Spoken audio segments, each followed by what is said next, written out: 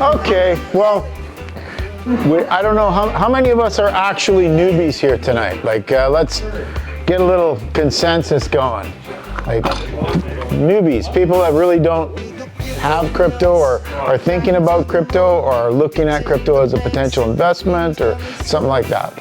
Anybody? Why don't Adam? He's a newbie. You're a newbie. Yeah, sure, we're all newbies. I'm still learning. That's why I'm here. We're still all newbies, that's the point. So just Like, quote him the varying usual when we degrees of talk about newbies. everything else. yeah, and I think it's important to realize that we are all newbies. This has never happened before in human history, right? So this is a brand new experiment with monetary value and value in general. Because right now, our country currency is in a shambles.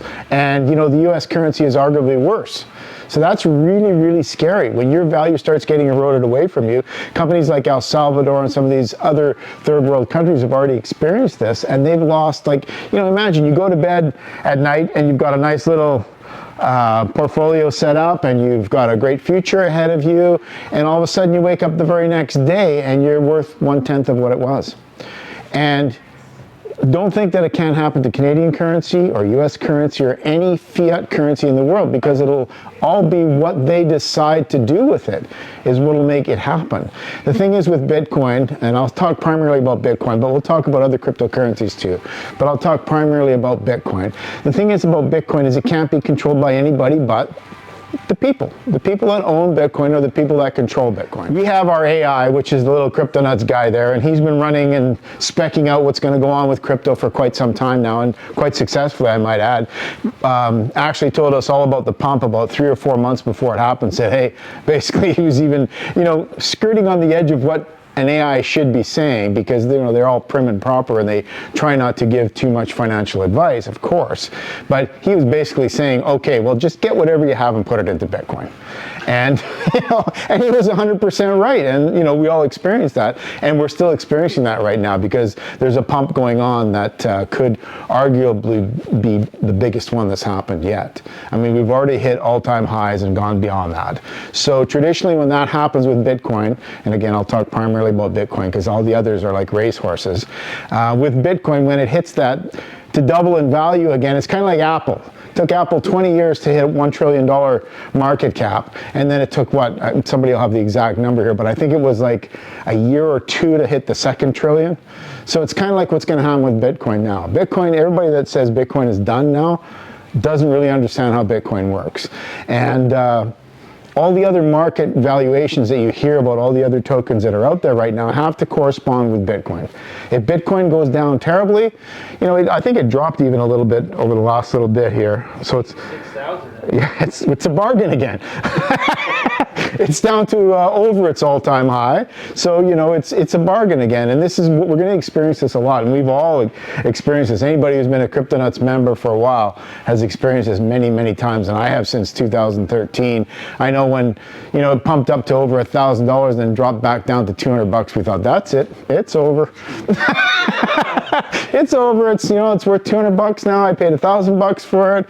And, you know, but the weird thing is that as long as you still had faith in it, and as long as you just bought a little bit more, bought back what you had, bought back a little bit more, waited out, I mean, shit happens to all of us with our investments. And, you know, I had many, many times where I had to cash in a whole bunch of crypto just to be able to pay bills or to fix something or to, you know, transmission in a car or what have you.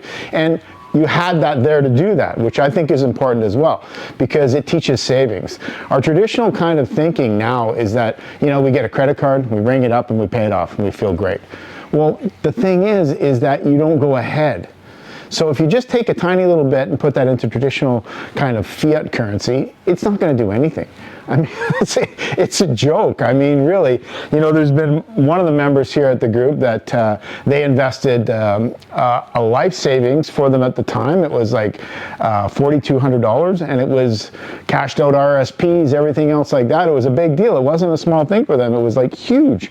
And they bought 4.7 Bitcoin. And they're pretty happy about that investment because they cashed out an RRSP and they looked at it like an RRSP. So they left it there thinking that, well, when we're ready to, you know, in 20, 30 years, when we're ready to collect that, it'll be okay. And guess what? it's okay. You know, I think 4.7 Bitcoin for like $4,000. I mean, oh my God, if we could only do that again. But that's the way you got to start thinking about it. More in terms of like a long-term kind of hold that's like a property, a mortgage, you know, along those kind of lines. And an interesting little bit of trivia that I like to share before we go right into the presentation here is just that if every millionaire in North America decided they wanted 1 Bitcoin, just North America, not the rest of the world, there's not enough. Let that one sink in, because it's the opportunity is, the window is closing. As big money gets in, ETFs get in, the supply is going down, and you know, we'll still see 20% value at some point. We know that. It's going to happen. Like, okay, it's at 85,000 or 84, it just dropped. Okay, 84,893 Canadian right now. Well, it could be at 20 grand by the end of the year. Are you prepared for that? Like, if you're not, then you really shouldn't get involved in crypto. But if you are, and you take a longer approach and you just think, well, I'll see what it's like in 3 years. If I can afford to not touch the money, I will. But you know what? If I have to touch the money, at least I'll have something. Right? And you do that, and anybody who's done that has done extremely well. I mean, there's those of us that have been involved in this for a while have tried to do all this kind of fancy footwork, like selling here and buying this coin and that coin and selling this and then getting that. And you know what? Almost anyone you talk to that's been at this for a long time will tell you, oh my God, I wish I just kept my Bitcoin. And I don't think that's going to change for the foreseeable future. I think that it's primarily going to be Bitcoin. And a lot of the others will come and go. This is the other thing. If you're the gambling type of person, which I'm not, you can maybe pick the next big coin that's going to come, and you probably will do really well. You can make, I know several of the guys that I know in the circles that the large cryptocurrency circles where the people have tremendous amounts of crypto, a lot of these guys don't mind leveraging out tons of money and trying all these brand new coins that nobody's even heard of, and that's great for them. But for me, it's like, I don't go to the racetrack, I don't go to the VLTs. It's like, it's too much like that for me. And if you start doing that too much, that's what'll happen too. You'll peg a good one, it'll hit, you'll feel like an all-star, and all of a sudden you put it all into another one, and it'll bust. So, you know, my advice always, first and foremost, but I don't give any financial advice, by the way, but the advice is always just to stick with Bitcoin and Ethereum. I have to add Ethereum in. You'll notice that even on most of the Facebook posts now, I've added Ethereum into there, because Ethereum has a different use case than Bitcoin. And Ethereum has a programmable blockchain, which is really, really important. We'll talk a little bit about that in the presentation. So what are Bitcoin, cryptocurrencies, and the blockchain? Now, the thing to remember that this meetup, for those of you that are here for the first time, those of the others already know, but this is the Newbie Tuesday. So this is, in other words, you know, people that are brand new to crypto, they want to learn just the basics about what it is. And that's kind of what I'll go through. And we'll talk about anything that you guys are interested in or have questions about. We can go off topic or whatever we want to do.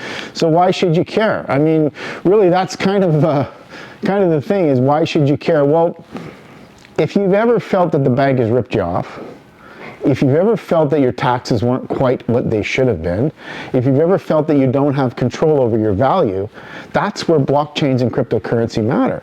Because the government freezes your accounts. Yeah. Well, if your government freezes your accounts, like what happened with the truckers, all joking aside, if they had had that on a hardware wallet or even a decent web wallet, they would have never lost any currency. The problem that they had is that they went on traditional exchanges. Some of them were on Coinbase, some of them were on, you know, CoinSquare, the local Canadian exchanges and things like that. That's not crypto. When you put currency on an exchange, when you take your hard-earned dollars and you put it on an exchange, you don't have crypto. You have monopoly money. And that's all you have. You hope one day they'll give you crypto. So that's what happened in that scenario. Government said, hey, seize the crypto. Well, yeah, okay, what's it worth right now? We'll lock it off, boom, done. That's it, it's gone. Because that's a centralized source. Now, if you had a hardware wallet or a software wallet, even on a phone, that's one of the more decent software wallets, it would never have been an issue. None of the people that did it that way lost anything in that whole scenario, you know, except for their bank accounts. And you know, who would have thought that the Emergencies Act would have been enacted for people that are protesting? I mean, you know, when you're an old guy like I am, you realize that, holy shit, things really have changed. Because people used to be able to go and protest and say they were unhappy with things, and they wouldn't get their bank accounts frozen. Especially when it was a peaceful protest, as we noticed. But I don't want to get political because it's very easy to get political. A client this week who said to me, he says, you know what? I had a rude awakening the other night. He said, I woke up in a cold sweat in the middle of the night, and I thought to myself, oh my God, my kids are screwed. None of them believe in cryptocurrency, and none of them have any. So he took measures to make sure that each and every one of his kids had some cryptocurrency. It's a long-term thing. Again, it's not something where he wanted to, them to cash it out to do things with. It's something for a long term. When I'm not here, you're going to have this, and you're going to have value. And very smart move, I think. And he doesn't even care about the fact that it's at an all-time high now.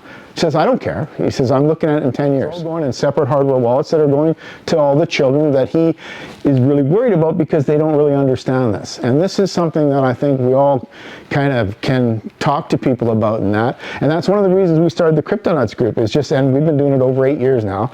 And the main reason that we started it was just to give people good quality information, to let them know this is a really good thing. Like, you get all kinds of news reports and stuff saying how bad it is and how people got ripped off and all this kind of stuff, and I'm not denying that that doesn't happen. But the thing is, there's really good people involved in it, and there's ways to make huge amounts of profit if you're patient and you're not trying to get greedy. It's not a get rich quick thing. This is the last thing that cryptocurrency is. Cryptocurrency is a buy, be patient, and wait thing. Just like when you buy RRSPs, that's what you're looking at, a similar kind of scenario. So, a quick history. The mysterious Satoshi Nakamoto. And that's our Bitcoin mon there. That's not me, by the way, that's the superhero. I know we look very similar, but it's not me. It's the Bitcoin superhero. Bitcoin came about after the financial crisis of 2008. That's where everybody lost, well, a lot. And the United States got hit harder than Canada, but Canada got hit really hard, and a lot of people lost a lot during that financial crisis. And mysteriously, Bitcoin was announced in 2009 and actually started being propagated in 2010. And I got involved with Bitcoin in 2010, being in the IT sector all my life, and I invented some early internet technology, and I've had a long and undistinguished career in this whole sector. But I had this laptop that I thought was just an amazing laptop, and it was like a gaming laptop in the day, and it cost me a lot of money. And a buddy of mine told me about this Bitcoin thing, so I thought, that sounds cool, I'd do that. I downloaded the blockchain, got it set up on my machine, had it running, and I'm mining Bitcoin, I'm making Bitcoin. This is fantastic. I got a machine that'll just run, nobody has to do anything, I just have to leave it sit there and it makes something.